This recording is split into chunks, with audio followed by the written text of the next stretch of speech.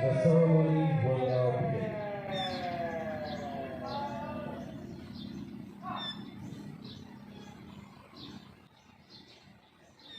Mga kababayan, ang pambansang awit ng Pilipinas.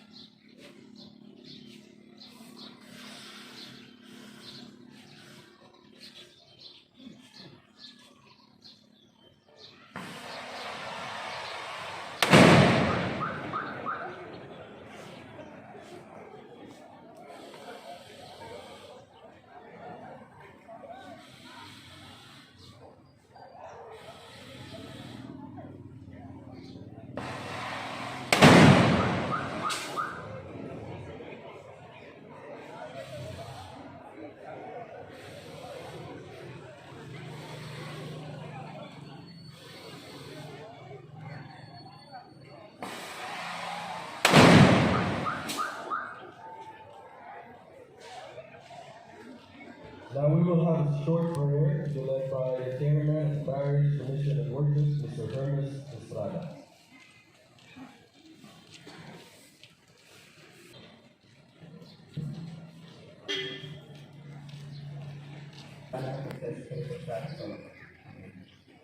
We will now have a short message by Honorable Mayor Alan Susano.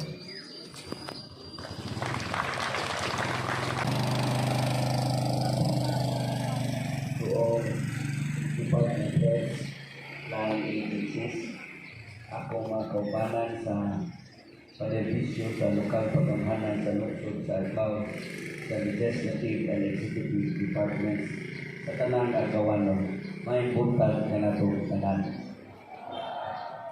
Mga kaigsunan, karong adlaw, June 12, we celebrate our independence. Nagsilibrar ka sa atong independence, aron kitang tanan mapahilom-luman sa paningkamot o sakripisyo sa atong mga kahiay leader or our forefathers diri sa atong nasod na Pilipinas. Two of our great leaders, Emilio Aguinaldo, who fought for change through armed struggle. Jose Rizal, who fought for change in a peaceful way through reform. Both of them had one thing in common.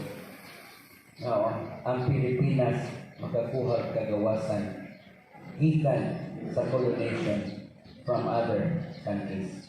Para kung ang Pilipino na mo'y magdumala sa atong lungsod, interes na natong mga Pilipino mo'y pagkatuliyon o pagkabuhaton.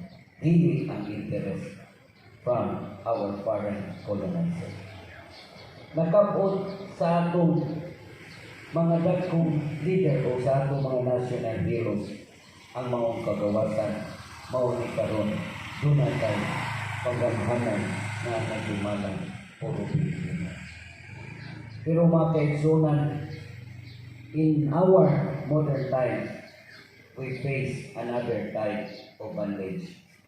Bondage against poverty. karong panahon na magkaisunan, kinahanglan magkahiusa ang mga Pilipino alang sa atong bagong kagawasan. Kagawasan sa kakabos aron makabot nato ang pagresibo o malinawang kinabuhi.